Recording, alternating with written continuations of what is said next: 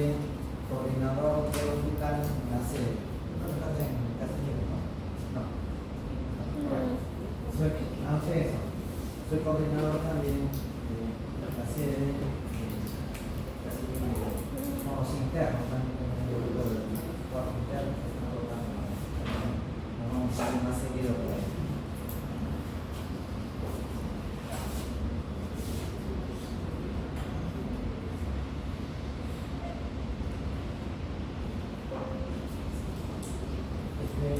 Para agarrar la pantalla la vamos a ver. Ahora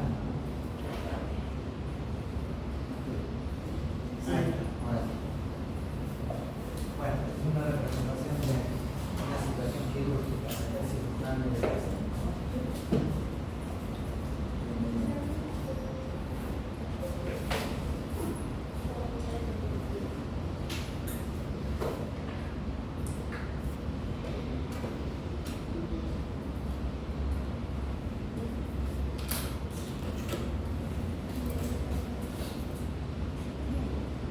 Este es el syllabus, cronograma por fechas, tiene la fecha del examen, ¿no? Donde ya está establecido eso.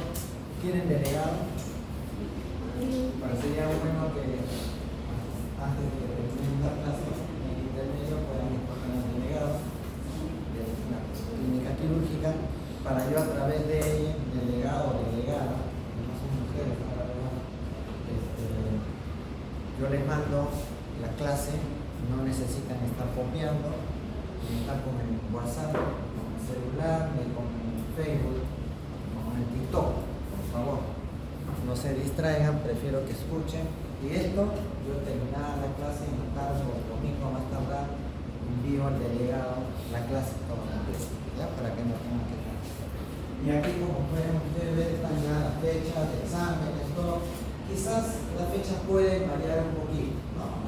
El primer examen está programado el 12, lo puedo tomar a la semana siguiente, depende. Ya eso es conforme vamos pasando, conforme vamos avanzando.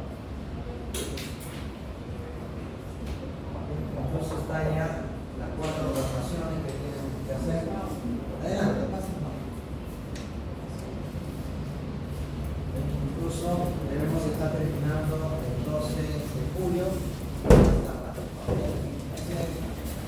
Lo van a tener ustedes todo ya detallado, tema,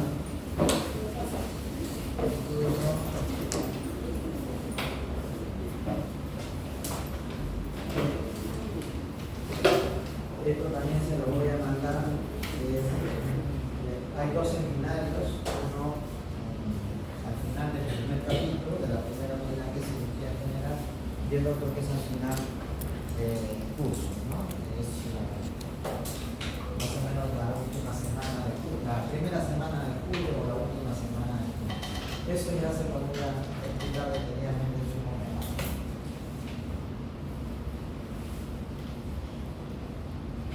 Ahí están todos, vamos a hacer los seminarios y la próxima clase les voy a terminar.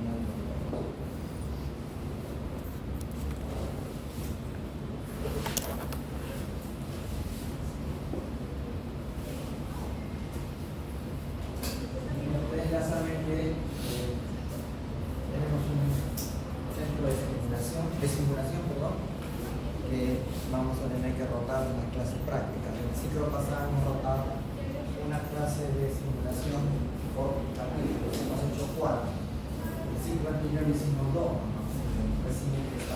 Pero ahora parece que quieren incluir todas las semanas clases de simulación. Va a ser un grupo de profesores que creo que la universidad los ha contratado, ya los contrató. Entonces, de las 6 horas de práctica hospitalaria, en realidad son 4 horas 30 minutos, porque la hora académica es de 45 minutos. Entonces, ustedes van a estar 4 horas y media en el hospital respectivo, son 9 sedes donde ustedes están rotando. Y van a rotar en algunas sedes, por ejemplo, Casimiro Ulloa, Loaiza también creo, si no me equivoco, que no tienen la segunda especialidad, que es la parte de cirugía pediátrica, van a rotar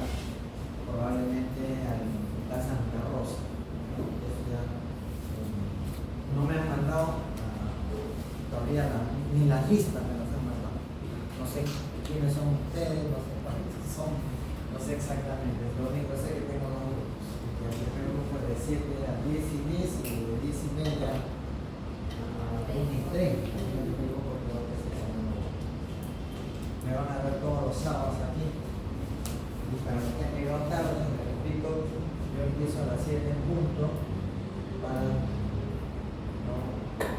tener tiempo suficiente. Vengan todas las técnicas, las clases de circulación, que van a ser una por semana. Hay un poquito de dificultad por lo que estamos distantes de Lima, ¿no? Del distrito de Lima, entonces los profesores no pueden estar viniendo a mitad desde Lima hasta acá las dos prácticas de simulación. Incluso habíamos coordinado, en lugar de hacer una práctica de simulación de 2 horas toda la semana, que se haga quincenal, las 4 horas. Entonces, 4 horas equivale a 3 horas y 15 minutos. Pero eso todavía está en organización, así que no sé cómo van a hacer. ¿Ya? Espero que esta semana ya sea claro.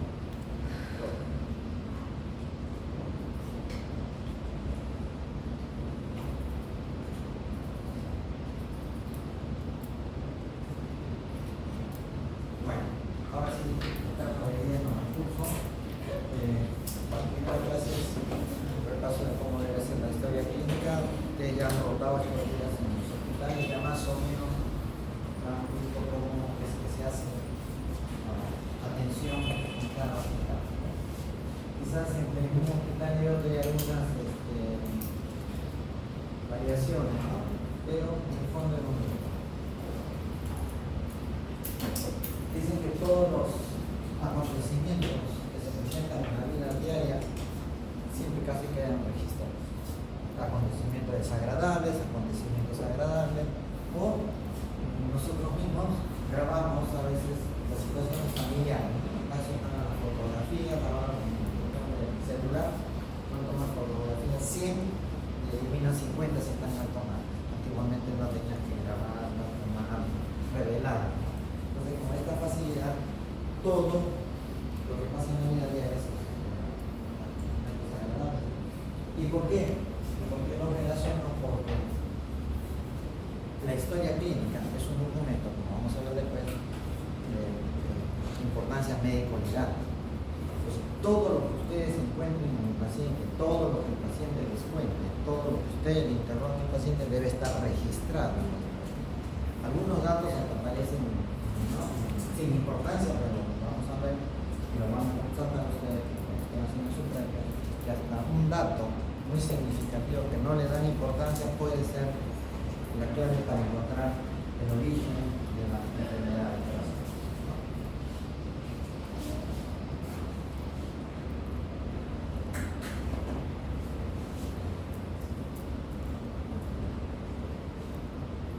Esto es lo que les decía, ¿no?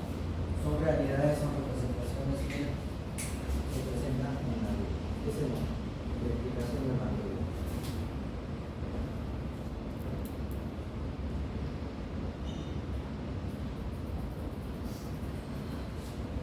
¿Qué viene a ser la semiología? La semiología es la parte de las ciencias médicas que estudian los síntomas y signos de las personas, ¿no? Ustedes cuando quieren atender a un paciente, les pueden decir, ¿qué siente? ¿Qué tiene? Esos son los signos. Los síntomas son los que les narra el paciente. Y los signos son los que uno ve. Si ve que el paciente está sudoroso, que está nauseoso, está histérico, está amarillo en sus ojos, está todo decaído, está inconsciente, esos son los signos que el médico ve en el paciente. Desde el momento que un paciente está entrando al consultorio o una emergencia, ya uno puede inmediatamente darse imagen de que lo que está sucediendo. Si traen a un paciente desmayado, sangrando, ya uno tiene que pensar que es un accidente. La causa, el origen, eso se determinará. Si vemos que está desmayado pero no hay sangrado, puede ser un infarto, una hipotimia o una hipotensión. Enfermedades, algunas son de tratamiento médico y otras de tratamiento quirúrgico. El curso está enfocado a todo lo que es tratamiento quirúrgico, por eso se llama clínica quirúrgica. La parte médica ya lo hacen con la profesora, con la clínica 3, ¿no? Ahí van a ver la patología desde el punto de vista médico, tratamiento, presentación. Nosotros como vamos a enfocar por el punto de vista clínico.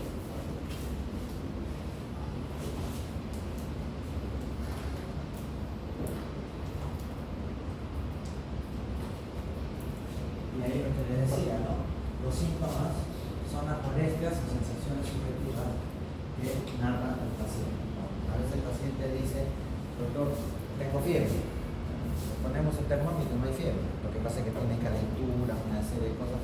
Por eso que los síntomas son los que pide el paciente. Doctor, está vomitando, doctor, está con diarrea, doctor, me duele tal cosa, me empezó así, me caí o no me caí. Y los signos son las manifestaciones que uno ve, ¿no? Como tiene la fiebre, le pones el termómetro, o está sudoroso, porque simplemente poner la mano sobre la frente o la cara, uno se puede dar cuenta que la persona está con fiebre. La cantidad de grado de temperatura ya es absoluta, ¿no? Y síndrome se llama amalgamación de signos y síntomas, ¿no? Que pueden tener diferentes causas. Por eso no podemos decir que la fiebre es una enfermedad, sino es un síndrome, porque casi la mayoría de patologías debutan con fiebre, son procesos infecciosos o el organismo reacciona, ¿no? Frente a cualquier noxa, que decida cualquier elemento que lo está perjudicando, ya sea con fiebre, náusea, que son reacciones propias. Entonces, cuando no es por una enfermedad, hablamos de síndrome doloroso, síndrome febril, síndrome ansioso, síndrome de pérdida de la conciencia, ¿no? Y así sucesivamente. Aquí tenemos un ejemplo de síndrome febril, una fosilla derecha que es característico del cuadro satelital. Mientras que la enfermedad ya sí es un conjunto de síntomas y signos que son patognomónicos, es decir, de esa enfermedad. Estamos viendo, ya tiene una causa específica. En los anteriores hemos visto que la fiebre puede ser diversa. Así, los que han llegado tarde, no tengo las listas oficiales todavía porque tengo que controlar la asistencia. Y se pierde tiempo, no sé cómo otro curso, pasar lista a las 30 personas en el momento. Yo generalmente les hago que firme su nombre completo, su apellido, empezando por el apellido para ser muy fácil de identificar.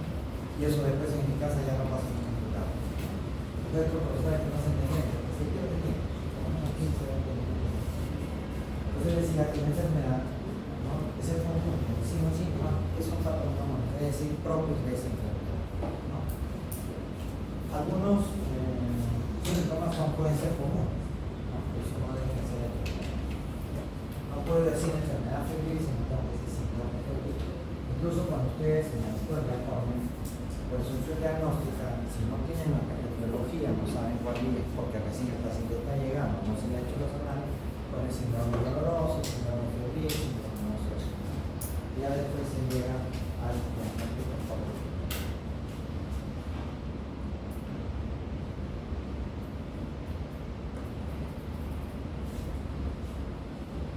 ¿Cómo debe ser la relación médico-paciente?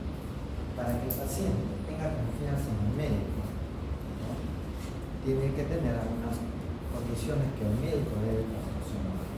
Porque el paciente viene inmerso en su patología, con la fiebre, náusea, vómito, y el paciente quiere que lo atiendan inmediatamente. No le interesa que le estemos trazando.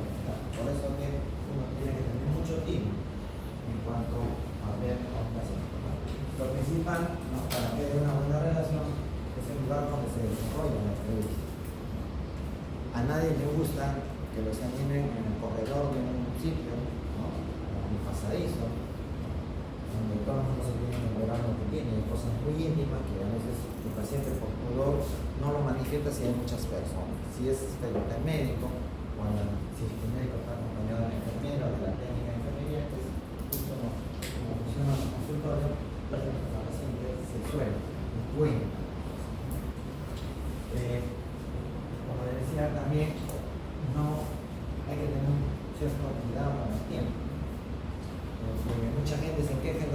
ni me examinó, me vio, pum, pase nomás, vaya a la farmacia, ¿no? Es lo que sucede cuando van a los consultorios del Seguro Social, que tienen que atender 20 pacientes, 25 pacientes en 4 horas. No tiene tiempo el médico estar preguntando todo. Entonces, como son pacientes ya de control, entonces ya como está grabado en la historia. Por eso es el objeto de la historia que vamos a ver ahora. Todo debe estar grabado.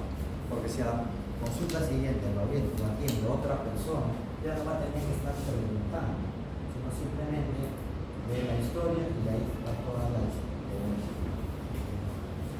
datos del paciente. Tampoco podemos soltarnos con el paciente y escucharlo media hora, 3/4 de hora, porque el paciente empieza a conversar a soltar. No tiene que manejar, porque afuera hay más pacientes que conocen. Y la actitud y preparación profesional ya es propia del médico, ¿no? A eso se capacita durante 7 años de estudio, de facultad, 2 años de especialidad y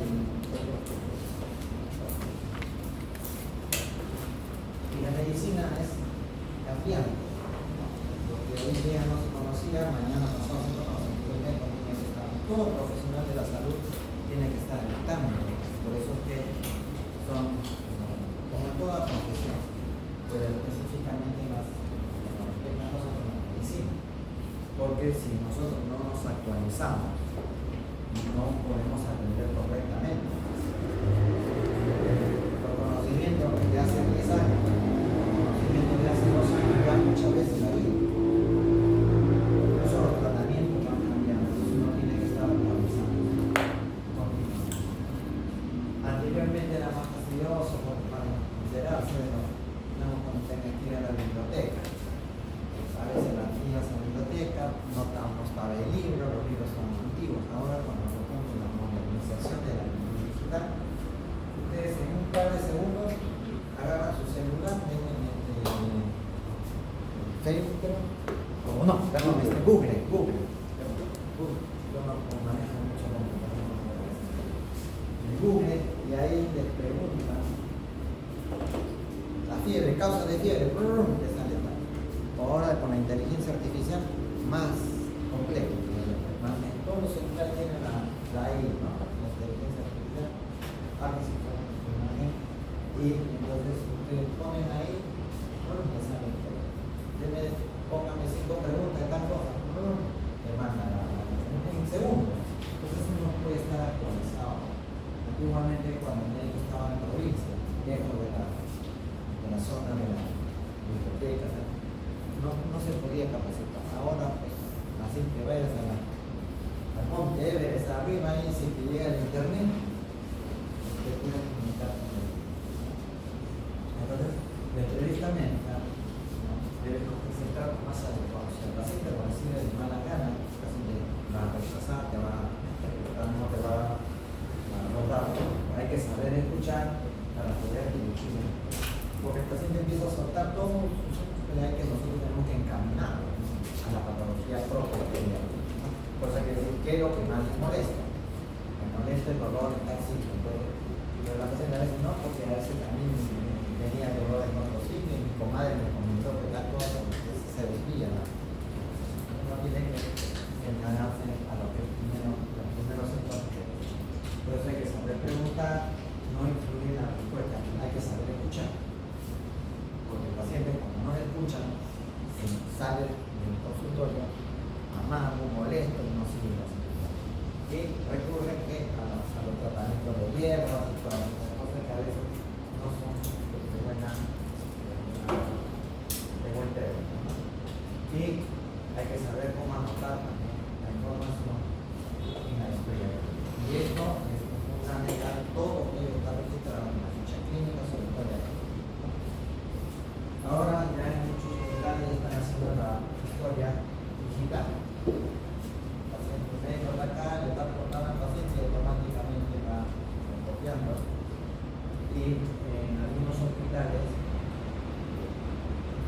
uno manda a hacer una radiografía y no necesita ir al radiólogo, quiero que marca en la tecla adecuada y le sale la radiografía.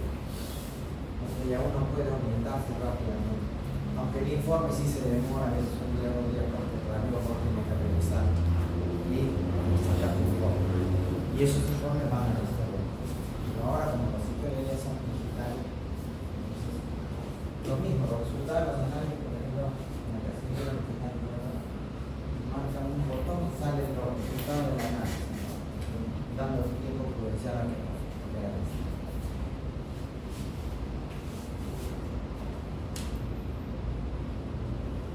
Estas son diferentes definiciones que hay sobre la historia, ¿no? Es el documento, eso es médico legal.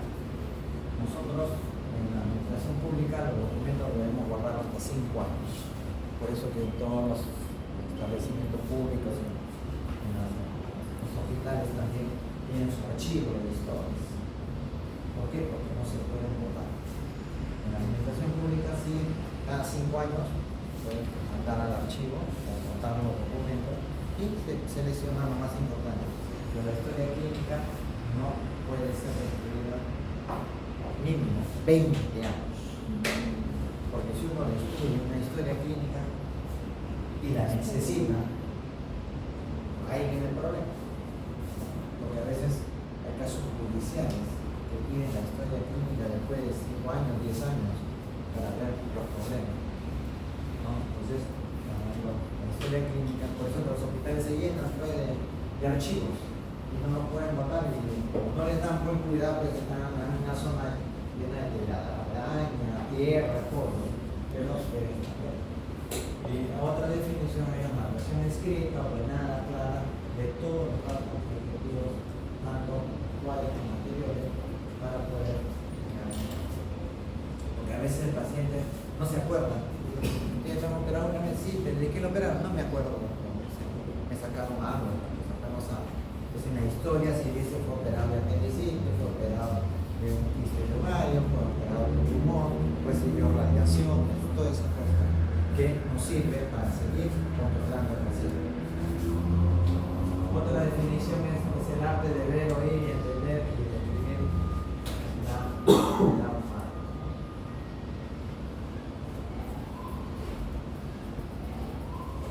¿Qué viene a ser la anamnesis? La anamnesis es lo que ya habíamos adelantado, el interrogatorio que hace el paciente con su médico. La anamnesis es la información que proporciona al paciente. Uno tiene que escucharlo y registrarlo. Nada de que, más tarde lo noto, me se olvida. Hay que anotarlo en el momento. Refiere la paciente el dolor, cómo fue el dolor, de qué tipo de dolor, cuántas características se refiere un dolor. Todo eso tiene uno que trabajar. Por eso será que los médicos tenemos mala fama en sanción de escritura, tenemos mala ortografía, será porque estamos acostumbrados a escribir rápido todo y a veces nosotros mismos a veces nos entendemos. Yo a veces escribo una rata que la opinión misma. Esta es una recomendación. Para un buen diagnóstico, una buena hora de interrogatorio va a dejar de 10 horas de interrogación. Si yo voy a examinar a un paciente sin haberme interrogado, voy a estar buscando patología y no voy a encontrar. Porque el paciente, salvo que el paciente diga aquí, es el paciente, es el que nos dirige, es como el policía de tránsito, nos dirige las rutas a seguir. Y la entrevista debe haber confianza, seguridad. Así uno no sepa bien las cosas. Uno tiene que mostrarle al paciente que está seguro de sí. Aunque después vaya a consultar rápido, consulte con otro colega, no en este caso, ¿no? Pero a veces al paciente no hay que decir, no señora, no tiene nada. No señora, todo está bien. Bueno, por el momento todo está bien, pero cuídese porque si no cualquier cosa puede aparecer. Porque si no el paciente va a decir, el doctor me dijo que no tenía nada y después por ahí salió algo. Alguna patología que no estaba fácil de ver. Debe haber un lenguaje entendible. Por eso que incluso hay un proyecto antes de que el quechua sea aplicado como un idioma obligatorio para el estudiante de medicina, porque muchos pacientes son quechua hablantes y si no tiene un intermediario no sabe cómo orientarse, ¿no?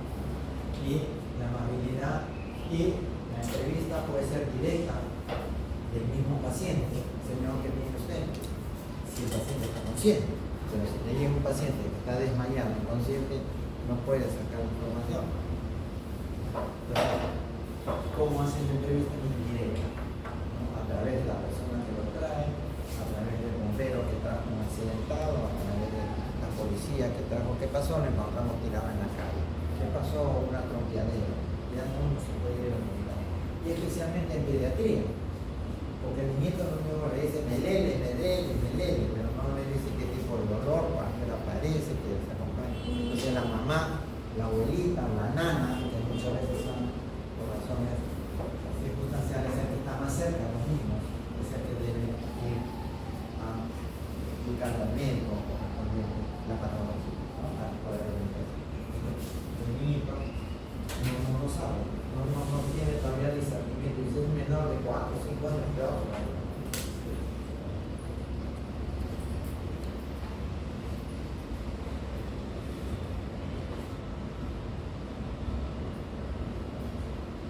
El objetivo, ¿no?, de una entrevista es una estrategia para llegar al diagnóstico. ¿Para qué vamos a interrogar? ¿Para qué?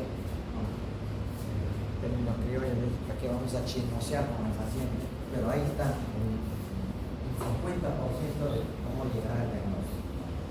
¿Sí? Bueno, estos son conocimientos que tienen que tener médicos, ¿no? Pero si nos enseñan en nuestro medio, en Perú, cuando pasa, la medicina pasa por todas las especialidades. Por eso que nos demoramos 7 años de estudio, ¿no? Son 1 año de premédica, 6 de facultad, internado, residencia. En otros países, como en Europa, son súper especialistas. Por eso que hacen más que 4 o 5 años la carrera. Pero ellos, el que es gastroenterólogo, exclusivamente gastroenterólogo, no atan ni desatan otras cosas. Y en Estados Unidos no hay muchas restricciones desde el punto de vista legal. Un médico especialista, por decir, un ginecólogo, si atiende a un paciente por otra patología, puede ser enjuiciado. Pueden hasta quitarle la licencia. O el paciente puede enjuiciar. Por eso que en Estados Unidos, en Europa, más en Estados Unidos, todos los médicos tienen su seguro de mala praxis, que llaman. Uno tiene seguro de accidentes, todo médico tiene su seguro, y cuesta, al menos un seguro de mala praxis, porque a veces incluso de millones, ¿no? 2 o 3 millones de dólares. Todavía se quiso implantar eso, pero no lo sé. Y eso es una cosa muy única que debe tener el local.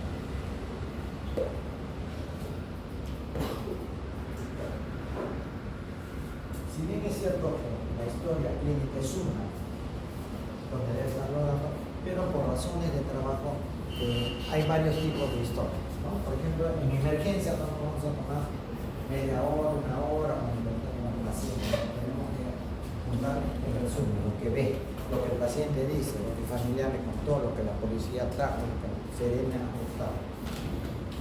Por eso, según las circunstancias, pueden haber historias de emergencia que a veces son más que una hoja con 2 caras, ¿no? Donde uno nota lo principal. Viene sangrando, viene en náusea, viene en vómito, el familiar refiere que nos encontró tirado en la calle, nos encontramos en la casa, el paciente se desmayó, todas esas cosas. Y la de consultorio externo sí nos permite un poquito más de diálogo con el paciente, ¿no? Pero donde sí la historia de hospitalización es la más compleja, donde ahí no puede uno omitir ningún caso. Y bueno, la visita domiciliaria, que tampoco vas a hacer una historia clínica, bueno, lo que tiene, bueno, como hace Talón, una entidad del Seguro Social que va a las casas visitando a los pacientes, generalmente pediátricos. Donde va, llega, ¿qué tiene? ¿Cómo se siente? Ay, no. Siga tomando lo que está, ¿no? Se queja, no sabe, no está. Y bueno, según el tipo de paciente, puede ser pediátrico, pediátrico o paliativo. No paliativo es que tiene una patología que se presenta en cualquier momento, ¿no? Es importante.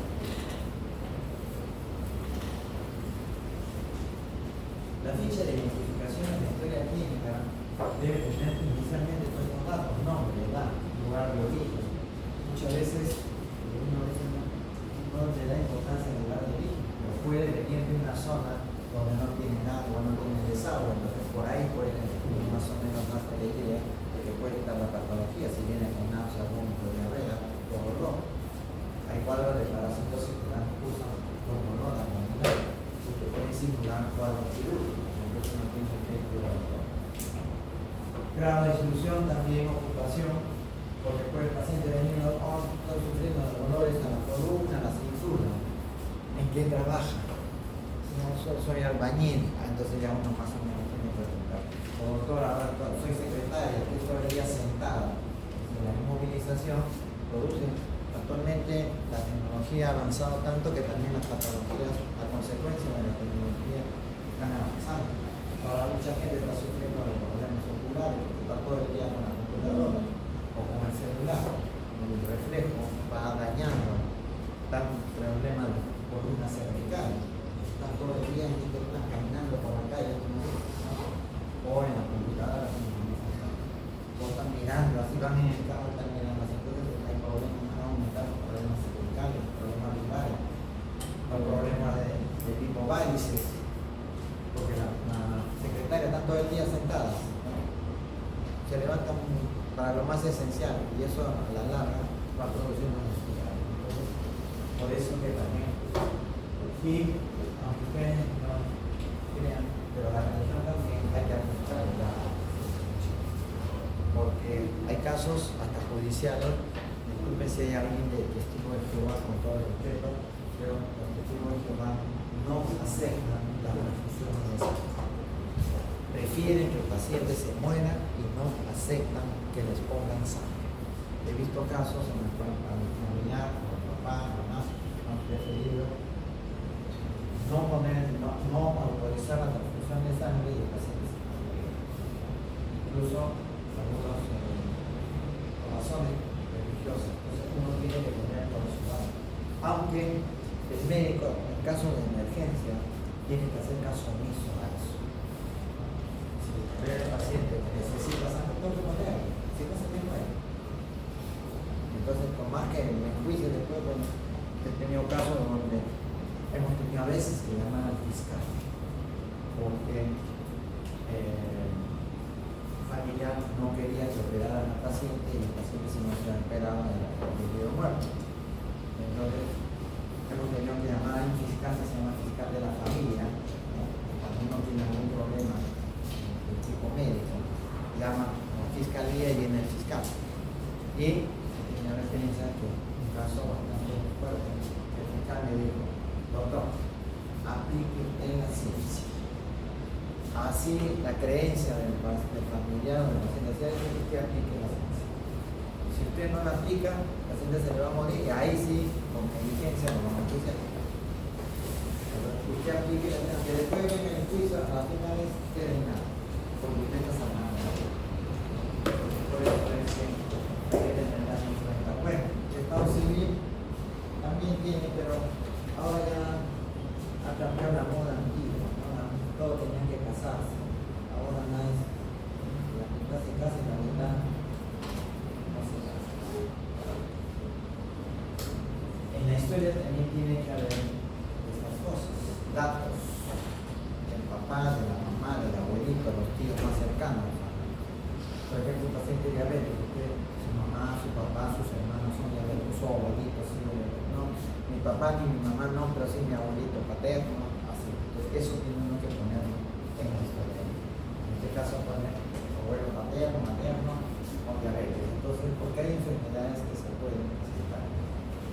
Y también los datos personales, ¿no? Por ejemplo, en el caso de la mujer, bueno, aquí está abajo, ¿no? Pero en casos personales, lo del paciente tiene que dar todos sus datos personales, como ya hemos dicho.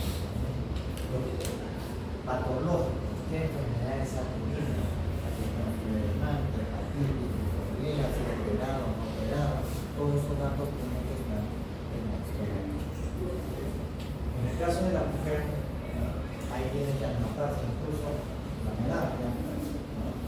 Y ya es mayor de edad, mucho mayor, después de la época de la menopausia, cuándo dejó de menstruar, cuántos embarazos ha tenido, cuántos partos ha tenido, partos normales, partos por cesárea, y por qué, hay que preguntar, ¿no?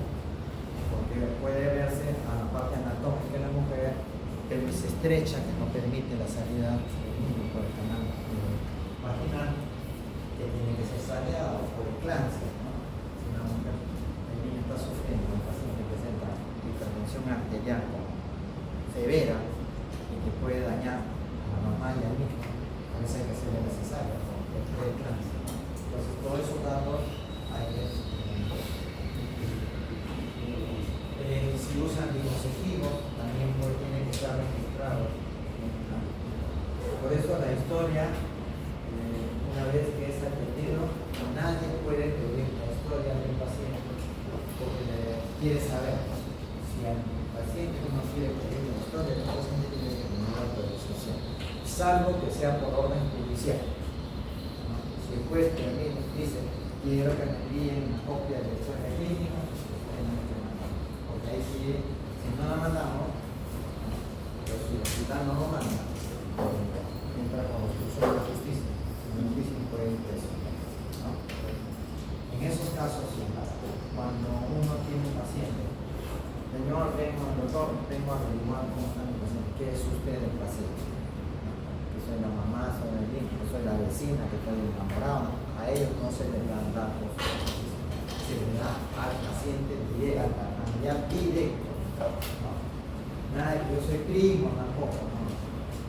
Si el paciente autoriza que yo le dé la historia, le doy los datos, pero acá tiene que venir mi familiar más directo. Cuando no hay familiares, bueno, la asistente social tiene que tratar de ver, y en esos casos uno puede llamar al fiscal, ¿no? Porque se han presentado casos de familiares que vienen a presentar la historia clínica, quieren saber datos, y resulta que, como dicen, un paciente de varios canales, viene una, viene otra, entonces se le puede dar los datos tampoco.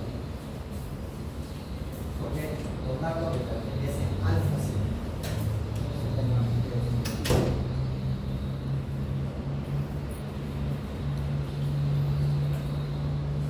En algunas enfermedades, ¿no? Una de las enfermedades que se puede evitar. En el caso de hemofilia, ¿no? Trastornos en la coagulación, generalmente sí se hereda de una generación a otra. Hay otras patologías, por ejemplo la diabetes, no se hereda, pero hay cierta tendencia. Hasta ahora están en esa pugna si es hereditaria o no es hereditaria, pero sí hay una tendencia. Aparte de eso es por el régimen alimenticio. Si es una persona que come pura sarín, come cosas subidas de azúcar y todo, a la larga va a ser diabetes, no va a metabolizar la glucosa. Entonces, generalmente todos tenemos la costumbre de nuestros padres, ¿no? Nos alimentamos como nos alimentamos, nosotros alimentamos como nos alimentamos. Entonces, sí, está bien. Ahora con la cuestión esta de la famosa comida chatarra, una serie de trastornos que antes no se veía mucho, ¿no? Colesterol, triglicéridos. Todo el mundo casi tiene triglicéridos en los límites altos, ¿no? ¿Por qué? Porque razones de trabajo, tiempo o gusto, pues, son todas esas cosas, ¿no? Que le provoca a uno comer, por eso uno tiene que dosificar, tampoco comer mucha grasa, mucho, ¿no?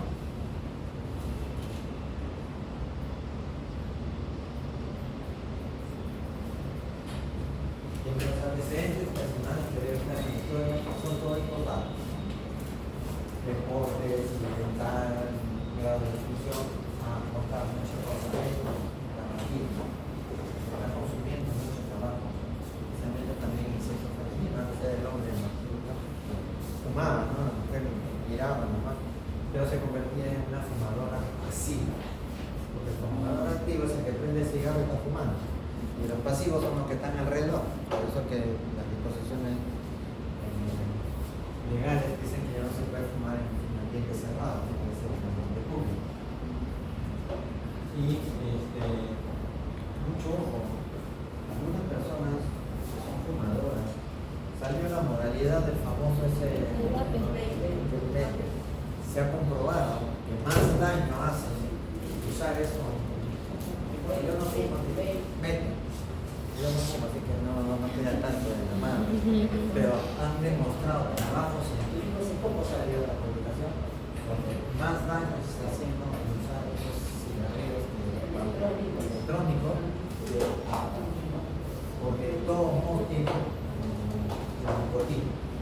Y bueno, ahora también los casos de drogas han aumentado, el consumo de diferentes tipos de drogas ha aumentado, ¿no? Y todos estos datos también el tipo de alimentación, porque hay vegetarianos puros y carnívoros puros, ¿no? Que todo lo ven con carne, a la larga produce relación, triglicéridos, problemas cardíacos. Y el vegetariano puro también, porque no come muchas proteínas, solamente come proteínas vegetales. Se desarrollan, pero a la larga pueden ser causantes. Por eso que la dieta debe ser balanceada, de todo un poco. Y bueno, los hábitos higiénicos también pues influyen, ¿no?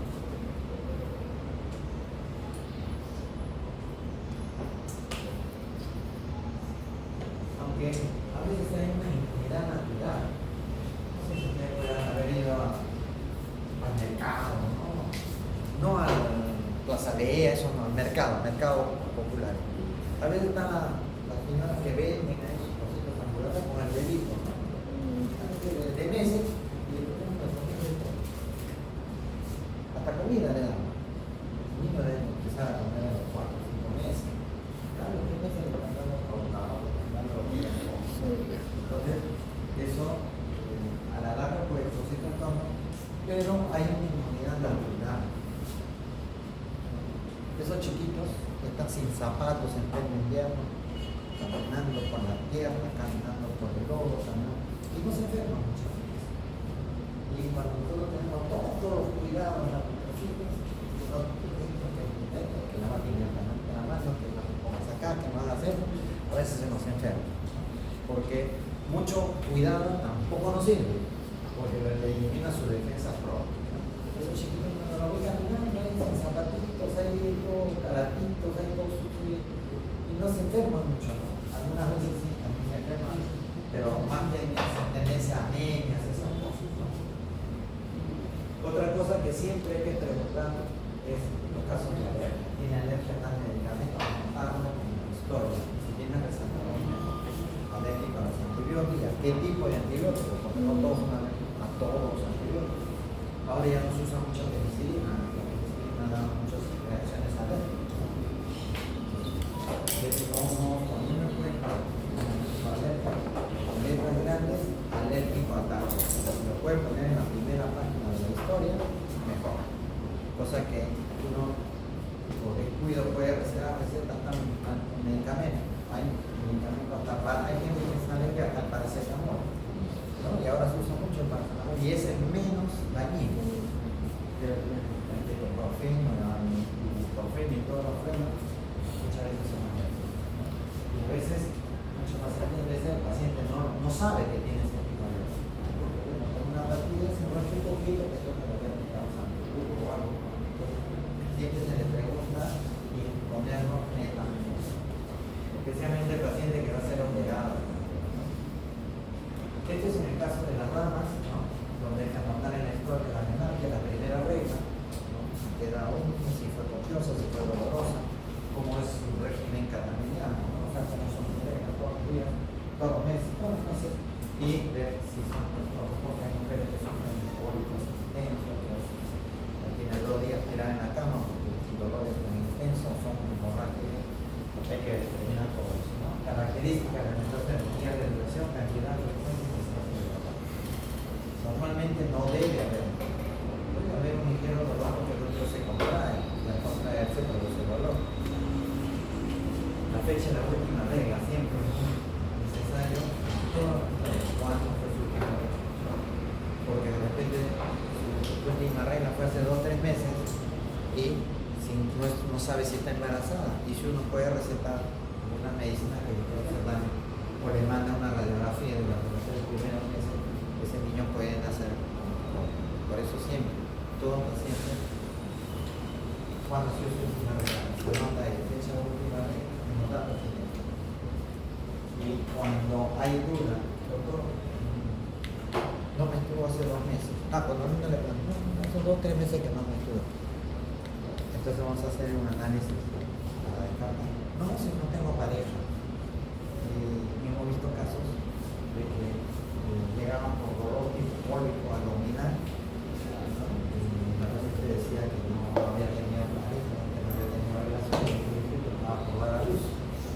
Con el Espíritu Santo, ¿no? Entonces, todas esas cosas tenemos que tener nosotros, porque si nosotros operamos a una persona que está gestando por una apendicitis, por una colecitis, puede afectar el efecto de la anestesia. Incluso la paciente puede perder, puede abortar por efecto, no es que cuando uno espera, hace movimientos a nivel intestinal, en la zona abdominal baja, entonces puede, si ya hay tendencia a perder el niño, se va a perder.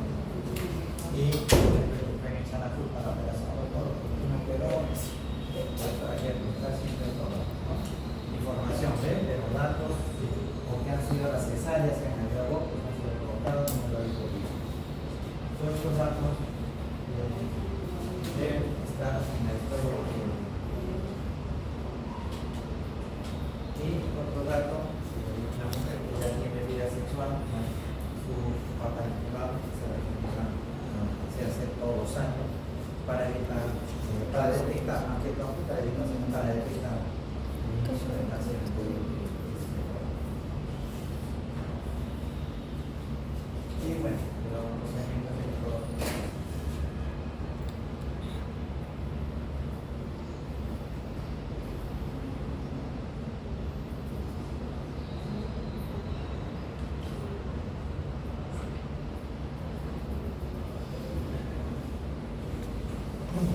Ya cuando uno ha tomado todos los datos de la historia de la parte del paciente, ya entramos al padecimiento actual, ¿no? En la parte fundamental aquí es donde el paciente ya narra lo que tiene. En la parte final que hemos visto son todos los datos que debe estar en la historia. Y eso nos permite que cuando uno revise la historia, ya no tenga que estar repitiendo todos esos datos, no, por eso los datos personales, todo lo que hemos visto debe estar en toda la historia, cosas que uno revisa y ya. Y esto sí, estos datos van variando, ¿no? Porque una vez puede venir por cólico, otra cosa puede venir por diarrea, puede venir por algo quirúrgico, ¿no? Todos los signos y síntomas y cómo que evolución. Por eso que la parte de la zona es evolución. Ahí donde el médico pone la evolución, por eso a veces las historias son grandes. No cambia hoja de evolución de enfermería, hoja de evolución de médico, por ejemplo, exámenes, resultados de los exámenes auxiliares, como son de laboratorio, rayos X. Todos esos datos tienen que estar inmersos en la historia. Y cada vez, por ejemplo, un paciente que entra a cuidados intensivos, generalmente está 15, 20, 30 días muchas veces. Entonces, ya te imaginas que la historia es así, que a veces tienen que hacer 2 o 3 tomos para poder. Y cuando el juez pide la historia, hay que mandarle todo, con un paquetito. A veces mandan 2 o 3 paquetes de historia en nuestro juzgado, que lo solicitan. Hay pacientes que han estado mucho tiempo en cuidados intensivos por razones de accidente de tránsito, atropello, intento de muerte, de homicidios y todas esas cosas, o propios de la patología. Por eso la ley dice: todo paciente que llega a una emergencia y fallece dentro de las 24 horas sin causa conocida o con causa conocida, tiene que pasar a la morgue central de Lima para el autopsia. Por eso nosotros, cuando llega un paciente y se muere en las 24 horas, no se le da el certificado, porque no sabemos de qué ha muerto. Lo pueden haber envenenado, tantas cosas suceden en la familia. Padres que matan a sus hijos que matan a mi padre, porque no hacen diferencia. Entonces, así tengamos el diagnóstico, tiene que empezar a la morgue. Pacientes que se mueren en un hospital a las 24, 48, 72 horas por algún problema traumático, tiene que pasar, así tengamos el diagnóstico, tiene que pasar a la morgue para que la morgue nos regrese. Porque una cosa es lo que uno ve por fuera, otra cosa es lo que el patólogo en la morgue sigue, todo lo ve por dentro. Y ellos sí te dan la causa exacta. Casi siempre la causa exacta de la morgue. Porque una cosa es que tú tengas una enfermedad y sufres un accidente y si es una enfermedad crónica, pero el accidente te está ocasionando otra cosa. No sabemos si se remaló la escalera o la empujamos. Entonces, todas esas cosas tenemos que tener cuidado. Y nosotros en este caso sí somos, a veces los familiares nos insultan, ¿no? La creencia de que por hacer una autopsia van a despedazar, y no es así, la autopsia es una operación, que abren todo y examinan todos los órganos y los guardan para analizarlos histológicamente, ¿no? Algunos muestras, digamos. Vamos a entrar entonces a la exploración física. Ya hemos hablado de la parte inicial de la cita, ya vamos a entrar a la exploración física. Y esto quizás ustedes deben haberlo hecho esta semana en la práctica, que hay 4 tiempos o 4 etapas en un examen clínico. La primera es la inspección, lo que uno ve. 2, la escrutación. Segunda etapa, lo que uno escucha, lo que uno huele, lo que uno ve. Tercero, la percusión, lo que uno palpa, ¿no? Con una maniobra con los dedos, o una percusión como vamos a ver. Y la última es la palpación en sí, cuando uno pone la mano sobre el cuerpo humano para detectar, o en la región cervical para detectar cambios como la glándula mamaria, en el caso de la mujer, cuando uno hace eso, o en la parte ya ginecológica, o rectal, y todas esas cosas. Por eso tenemos que hacer también por ese tipo de cosas.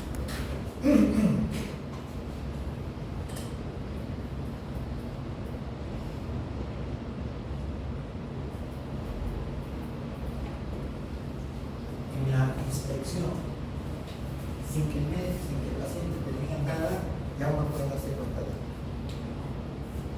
si está apático, si está excitado, si está desmayado, si está vomitando, cómo está su distribución, si es una persona obesa, si es una persona escuálida. Una cosa es ser flaco y otra cosa es escuálida. La escuálida quiere decir que tú estás desnutrido, ¿no? El estado de hidratación, ¿cómo está? Porque hay signos que uno puede, el médico puede darse cuenta que el paciente está deshidratado. O si el paciente está sudoroso, ya estamos pensando en un cuadro febril de forma. Entonces, eso es a la inspección, que es lo que uno ve. Desde el momento que el paciente entra en el consultorio a la emergencia, nosotros nos estamos dando cuenta de cómo llega. Si llega sangrando, puede estar inconsciente, puede estar consciente sangrando. Por ejemplo, a veces pacientes que más causan presión a las familiares, cuando se rompen la cabeza, ¿no? Se hacen una herida a veces de medio centímetro, pero con los cabellos sangran, ¿no? Que el paciente llega todo hecho. Entonces el paciente se desespera, que la familia que está sangrando, se muere, una herida de medio centímetro, que a veces con un solo punto se acabó. Pero en el trayecto de la casa o del accidente, los familiares se desesperan. Entonces, uno tiene que ver, si llega todo sangrado, decir que el cuero cabelludo tiene que examinar bien todo el cuero cabelludo para ver dónde está el virus. Y en toda la historia, siempre tiene que haber las constancias vitales, ¿no? Si hay temperatura, cómo está la temperatura, pues eso ya son datos que cuando llega a un hospital, la enfermera es la que los toma, ¿no? La temperatura, el pulso, frecuencia cardíaca, frecuencia respiratoria, si el paciente está respirando normal, ya podemos pensar que no es problema del aparato respiratorio. Si el paciente llega agitado, ya podemos inmediatamente darnos cuenta que está sufriendo algún problema respiratorio, puede ser de la parte alta o de la parte baja.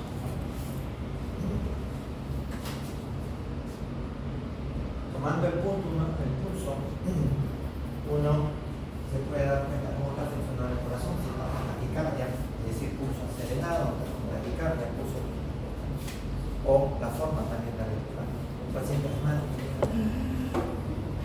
con estridentes. Una vez que ya se tomaron funciones vitales, uno tiene que hacer ya el examen regional. Cuando es una emergencia, uno tiene que hacer el examen rápido, ¿no? A veces puede hacer, se pasan las cosas, ¿no? Y tiene que hacer un examen, ya cuando nos permita hacer una historia clínica, un paciente hospitalizado tiene que hacer un examen completo, ¿no? Cabeza, cuello, abdomen, todo. Así la patología esté solamente en una región, pero tiene que hacer un examen con las técnicas que tenemos. Estas son las historias clínicas más o menos, ¿no? Las emergencias son de una o dos casos, nada más. Estos son los datos principales, eso sí, y bueno, una vez para marcar, ¿no? Y ahora hay un sistema que ya no se pone apendicitis aguda, ¿no? Se pone números. Hay un sistema que se llama CIE-10, ¿no? Y eso sí hay que tenerlo siempre a la mano. Son como 10.000 patologías que hay en el sistema CIE-10, pero uno tiene que tenerlo en mente las más frecuentes.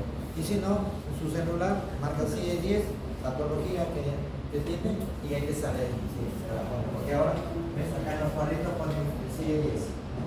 Esta es una historia de emergencia que son de 2 hojas, ¿no? Cada hospital tiene sus hojas especiales. Este es el reverso, ¿no? De la otra cara, que son solamente 2 hojas, donde trata el diagnóstico por CIE-10 ahora, ¿no?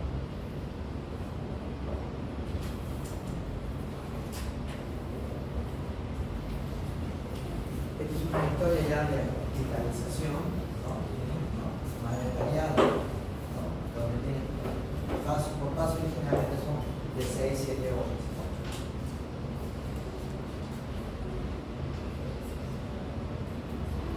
Están todos los datos, examen regional, de hospitalización. Y entramos entonces a los procesos de diagnóstico basado en anamnesis. Una vez que ya tenemos todos esos datos, ya nos orientamos a la patología que viene. A veces tengo dolor al sitio de la cavidad abdominal, como vamos a ver, cada patología tiene un sitio de presentación que uno tiene que más o menos ir descubriendo el verdadero origen, ¿no? El dolor abdominal puede ser difuso, pero tiene siempre un punto de partida, no solamente cuándo apareció, cómo fue, si el dolor es cólico, si el dolor es como si le jalaran, como si el dolor es que le presiona, como si el dolor es candente, ¿no? O sea, que quema, ya se quema en la boca del estómago, ya, gastritis, ya estamos pensando. Si es en el lado derecho, digamos, si se trata de una infección urinaria, una apendicitis, que es más frecuente en la mujer, problemas de ovario, problemas de trompa. A veces uno tiene que ser un poquito más lícito en esas cosas.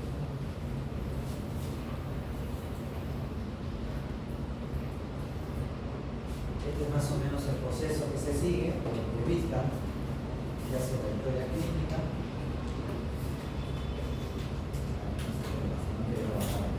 La entrevista, la historia clínica y incluye la anamnesis, el examen físico, y después, una vez que tiene todo esto, uno se propone diagnóstico presuntivo, ¿no? O diagnóstico provisional, y recurre a todos los exámenes auxiliares que sean necesarios. Exámenes de laboratorio, con toda una serie de pruebas que son casi de rutina, no van a ser aparte pruebas más específicas, ¿no? Y de los exámenes auxiliares también está la radiografía, la ecografía, la tomografía, la resonancia magnética y todo eso, ¿no? Eso también tiene que estar en la historia clínica, y con ese conjunto de datos de la anamnesis, del examen y los exámenes auxiliares, uno llega al diagnóstico definitivo.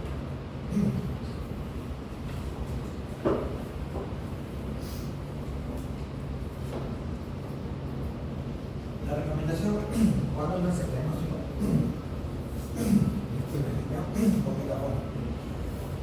es colocar los sintomas por síndromes o enfermedades como ya conozco, ¿no? Síndrome febril, síndrome doloroso, presunción diagnóstica, hepatitis,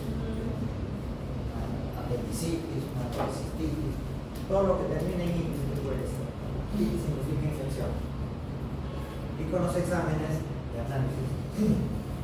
Ahora, siempre se recomienda no hay que confiarse mucho en los análisis, porque el análisis puede salir negativo o puede ser falso o positivo. Entonces, uno tiene que concatenar, es decir, esta es la sintomatología, coincide con los análisis. Si no coincide, ¿por qué no coincide? Voy a tener que hacer algunos otros análisis especiales o repetir la prueba, porque a veces nos pide un hemograma y te sale con anemia.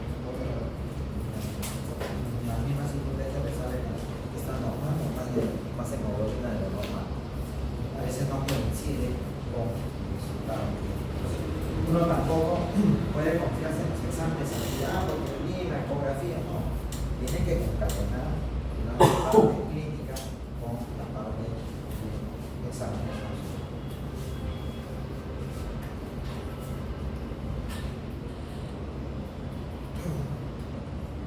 ¿Qué te va a recomendar? Un buen clínico, ¿no? Es capaz de captar los síntomas y signos más importantes y sobre la base de su conocimiento y experiencia ponerlos en perspectiva para plantear finalmente lo que le parece más probable. O sea, un médico no tiene que concentrarse en un solo diagnóstico, tiene que tener 2 o 3 diagnósticos y después ir descartando.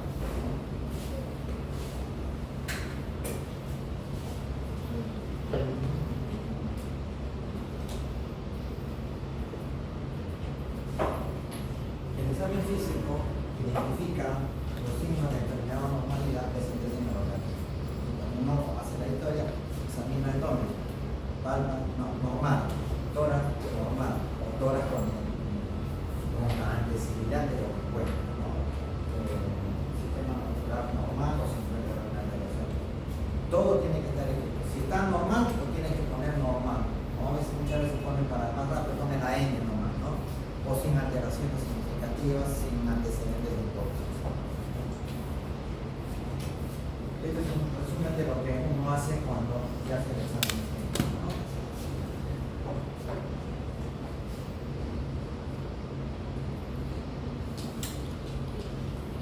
Bueno, acá hacemos un paréntesis para que se relaje, se quede un poco, 5 minutos.